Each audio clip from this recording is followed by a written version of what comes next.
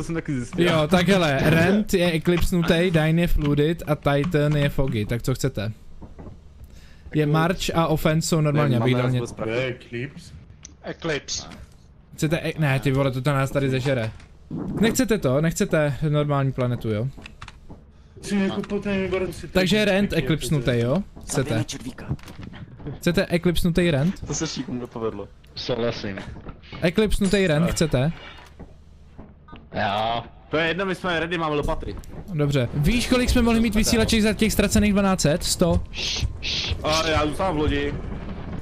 Díky, super, dobrý nápad.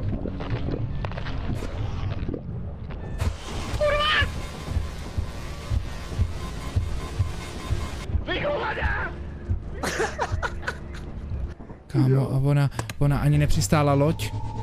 Nepřistála, už byl v lodi pes.